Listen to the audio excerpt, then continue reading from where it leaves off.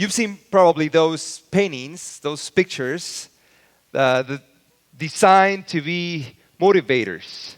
You've probably seen those pictures of a team of crew rowers, and on the bottom says teamwork, and a little phrase to inspire you. Or somebody climbing a rock and it says hope, right? Well, I discovered a website that is called themotivators.com. And all they do is that. They write demotivators. And demotivators.com is the website for a company called the Spire Inc. So I want to show you a couple of those.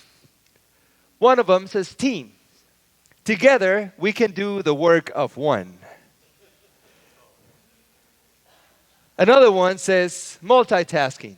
The art of doing twice as much as you should, half as well as you could. There's another one. Failure is not an option. It is your destiny. How about this one? Underachievement. Because soaring with eagles requires so much more effort. But this is my favorite. Hindsight. Those were really the droids we were looking for.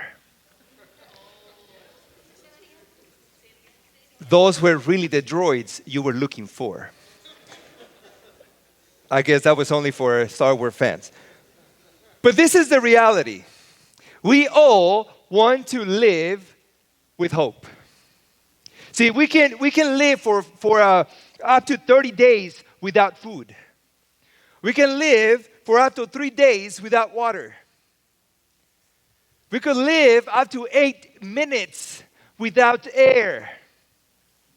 But we cannot live a minute without hope. Because hope is the force that drives you even in spite of the circumstances. Because life's purpose is not to be successful, it is to be significant. And significance is derived from the impact that we have on other people. And without hope, we cannot have impact on anybody else. Because there's no life, really, in ourselves. In 1 Corinthians 13, this has been our text for the last few weeks. It says, it's in your notes, if you are following, it's in your notes, right there, 1 Corinthians 13. So now faith, hope, and love abide. These three, but the greatest of these is love. We talked about love a few weeks ago. We talked about faith last week. And today we close our series talking about hope. But the question is, how can I live a life of hope when I feel hopeless? Because the reality is that at some point in time, all of us have felt a little bit hopeless. If you've been a parent, you know that you felt a little bit hopeless at some point in time. If you've been a spouse, you know that you felt a little bit hopeless someday. And if you haven't, trust me, you will.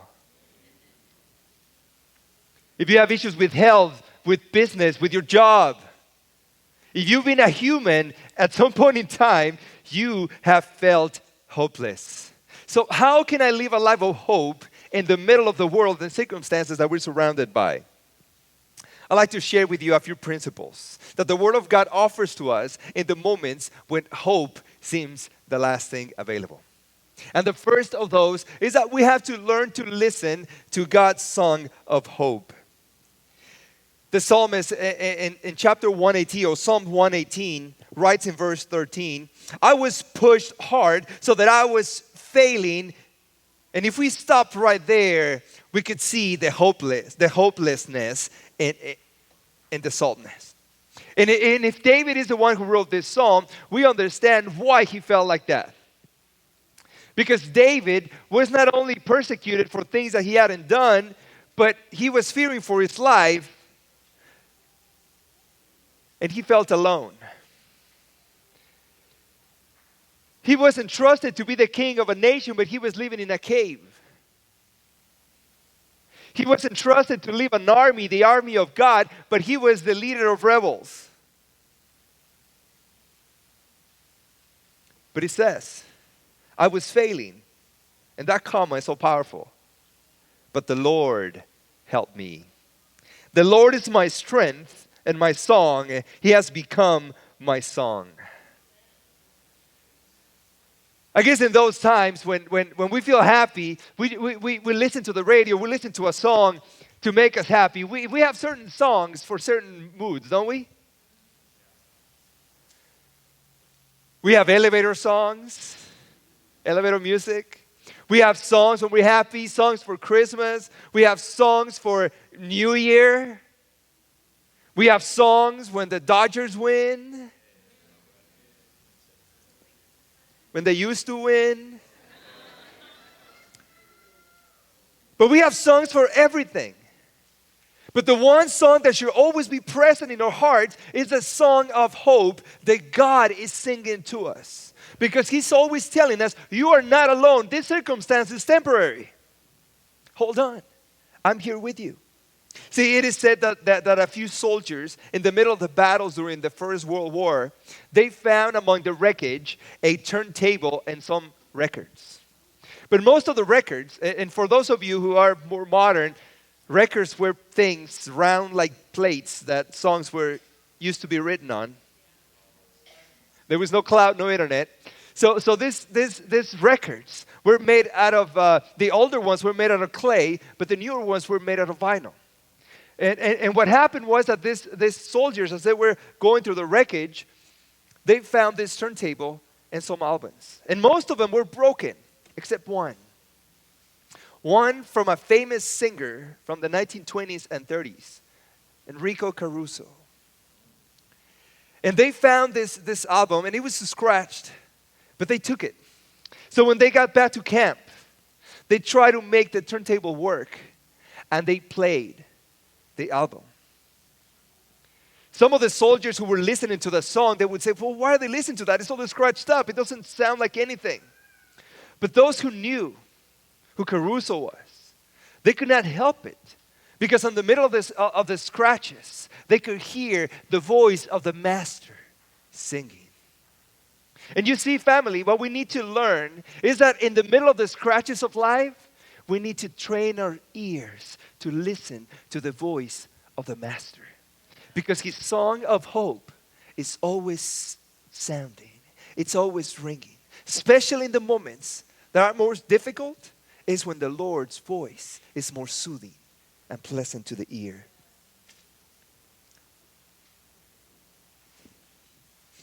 The second principle that we need to learn in the moments of despair and hopelessness is that we need to learn to follow the Master's plan.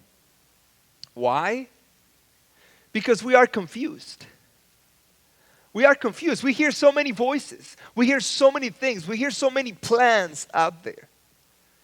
In fact, it's not as popular anymore, but last decade, it was a surge on self-help books.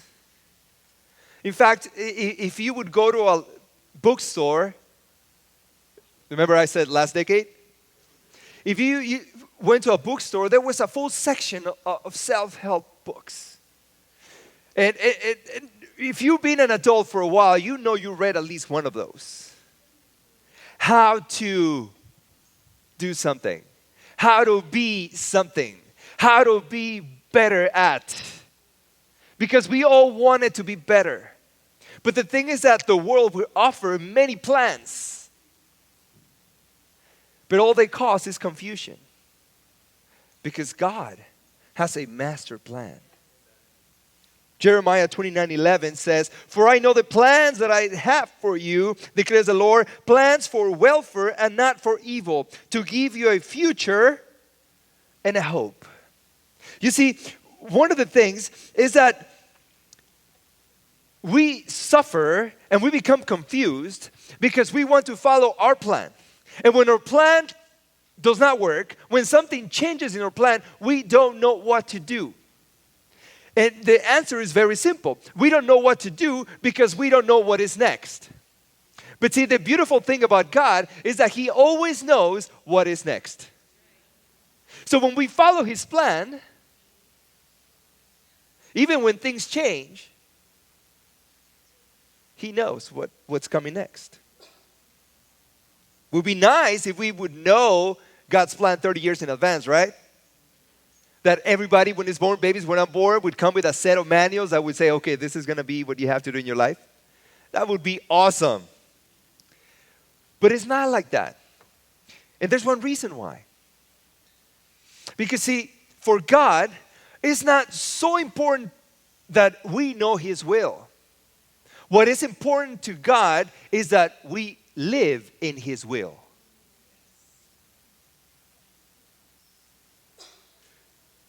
And the reason why He doesn't give us the plan ahead of time is because He wants us to live in a relationship with Him, not just following a plan. See, what do you do when you follow directions and building something from IKEA?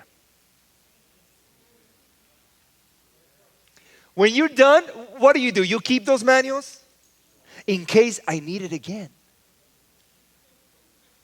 Right? And oftentimes they don't even work. But we throw them away. And that's exactly what we would do if God would give us His plan in advance. We would take a relationship with Him for granted.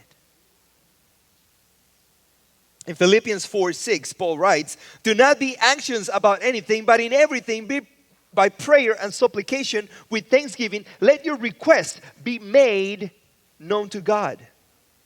So what he's saying here is that we're going to have circumstances that will be difficult. We're going to have moments in life where life is going to be tough. We're going to have changing situations, and life is not always going to be the same, and you have to learn to adjust. Because what? I'm going to give you the ability to be successful in what's next.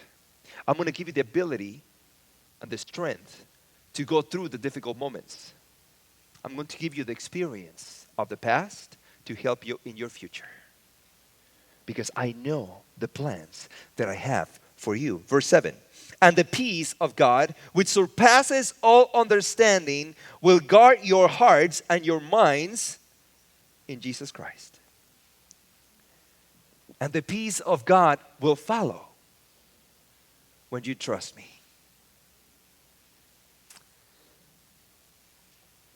So what should we do when we don't know what's next? What should we do when we feel hopeless? Well, Paul says very simple. Talk to God. Talk to God. Ask Him about it. Talk to Him about it. And ask Him, what are you doing? Because see, this is the thing. People who believe in God and people who do not believe in God have moments of hopelessness. Both. But the difference is that those who don't believe in God and have moments of hopelessness, they will be hopeless. That's the result. But if you believe in God, you have the chance to not be hopeless. Because God is a God of hope. Now let me help you a little more. I don't know what the future holds. But you know what follows. I know who holds the future. That uncertainty is the difference between those who trust in God and those who don't. So when I follow the Master's plan, things at times I will not understand at the moment. But if I continue to trust, things will make sense. The third principle that I want to share with you is that we need to endure even when there seems to be no hope. Endure even when there seems to be no hope. And now sounds really tough, doesn't it? It sounds tough. Because there are two ways in which we lose hope. One is failing and the other one is waiting. See, failure, it's a fact of life. Because we all have failed at something. Haven't we? And if you haven't, trust me, it's coming. But see, failing does not make me a failure. Let me say that again in case you fell asleep in that moment. Failing does not make me a failure. What makes me a failure is stop trying when I fail. What makes me a failure is not getting up after a failing moment. In fact, there are very famous failures in life, in history. One of them, George Washington. You've heard of him? He lost 2/3 of his battles. 2/3. But he won the war. Another one, Napoleon. He was 42 in his class of 43. But in case you didn't know, he conquered the world.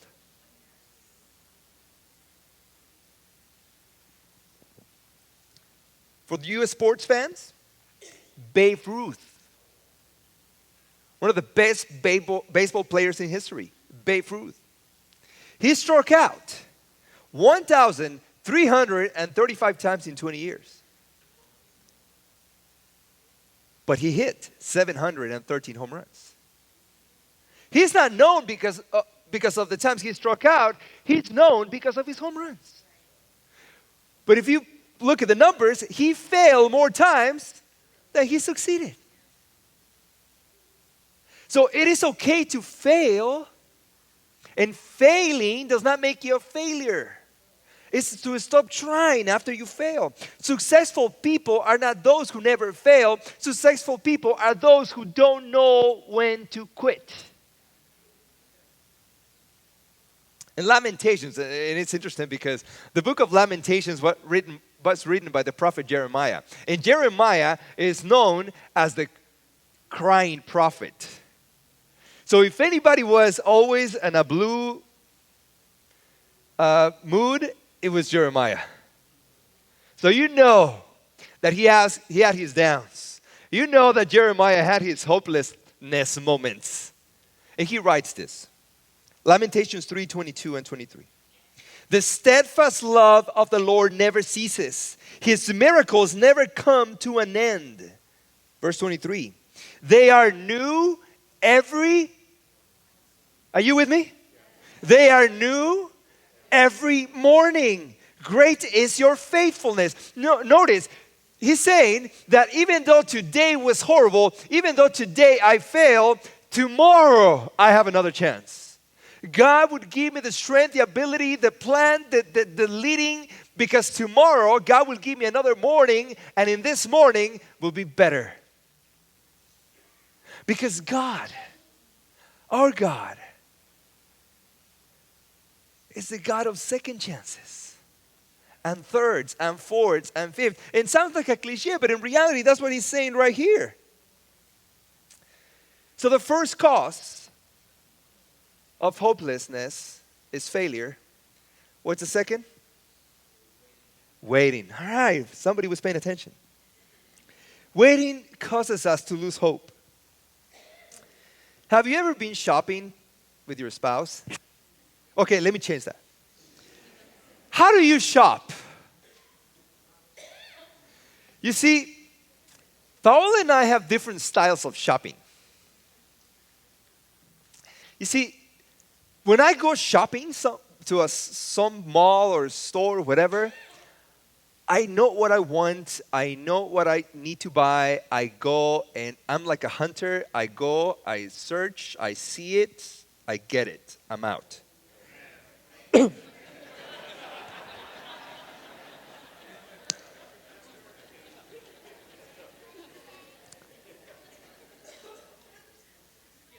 All I'm going to say is that Paola is a little different. We could go to the mall, to the store. She tries out a few outfits. We spend 2 hours in the store and go back home empty-handed. It's perfectly fine with me not buying anything. It's the waiting. It's the waiting. I'll be back. I'm going to try this out.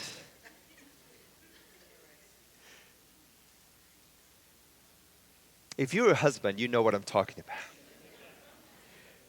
It's the waiting in the ladies section of the store when there's no places to sit.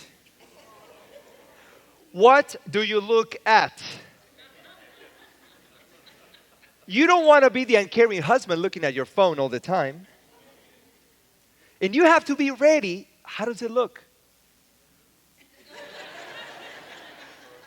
You don't want to say the wrong thing.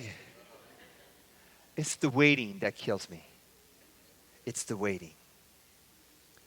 Waiting for God to act. Waiting for a result to come. Waiting for a check to arrive. Waiting for a letter of acceptance to return. Waiting. Waiting causes us to become hopeless. But Isaiah writes, chapter 40, verse 31. But they who wait,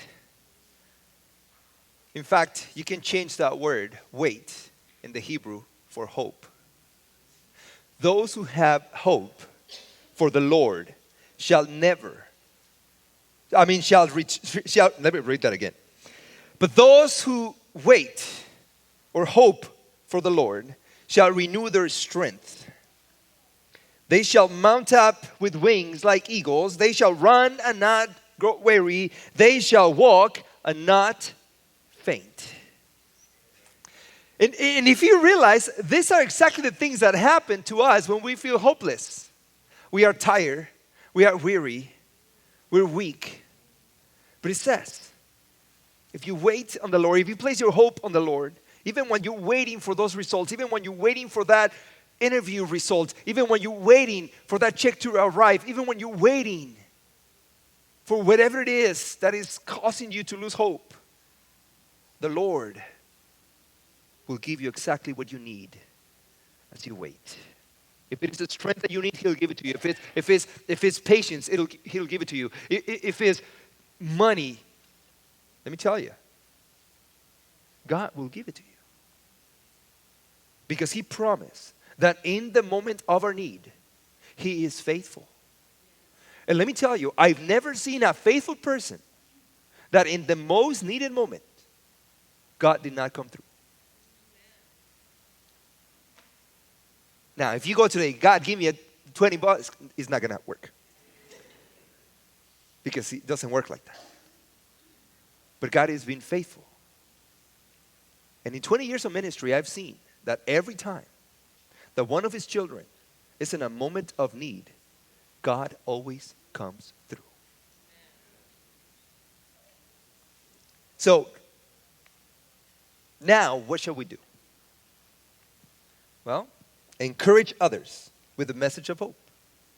We have a message of hope. We do. I mean, the Bible is a book of hope.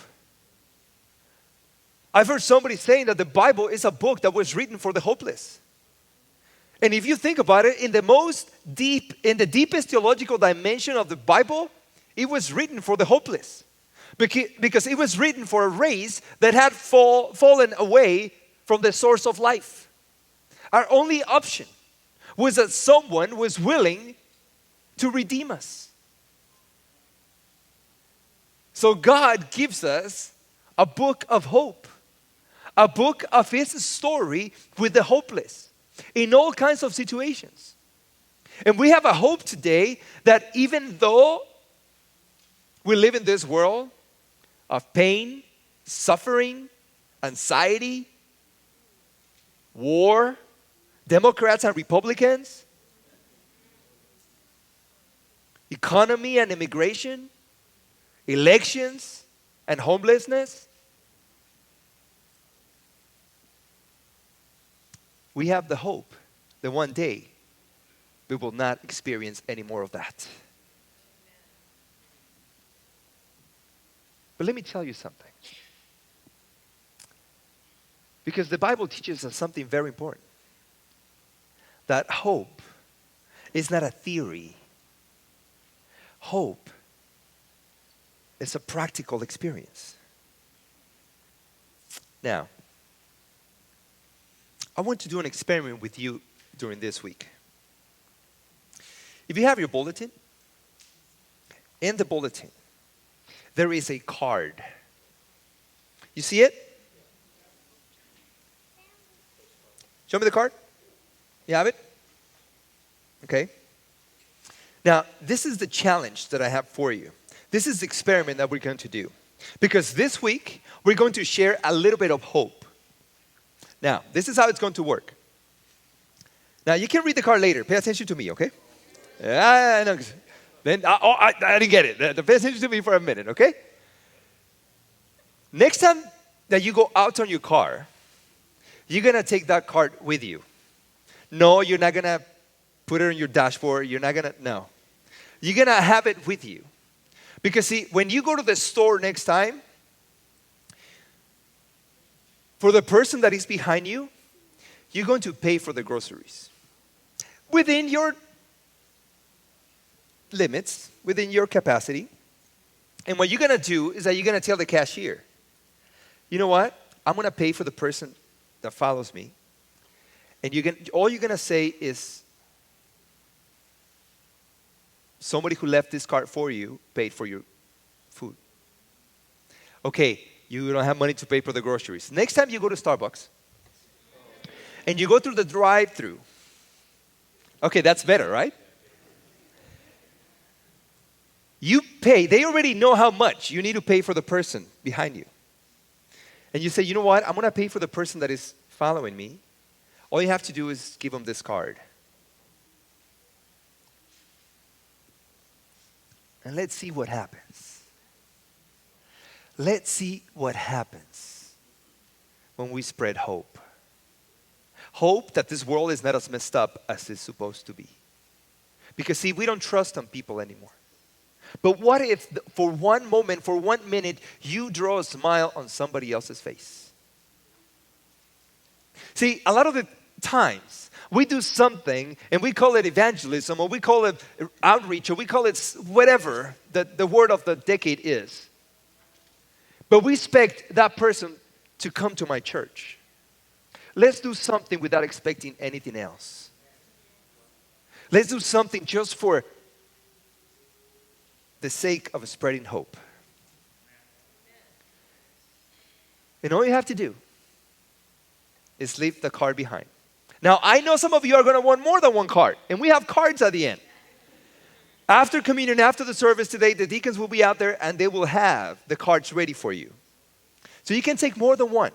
I know you are a frequent buyer at Starbucks, so you can do that, right? Or if you go to Whole Foods, but that's more expensive there, but you go there, right? Wherever you go, let's spread a little bit of hope. Why? Romans 15:13 says this.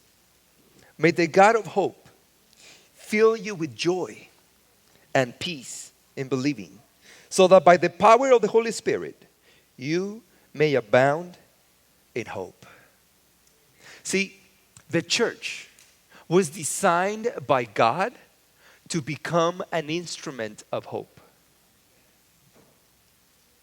That's the only reason why God established His church, so that His church can become an instrument of hope. So today in this community, it is our responsibility to become those instruments of hope. And let's do it from the most fundamental and simple way possible.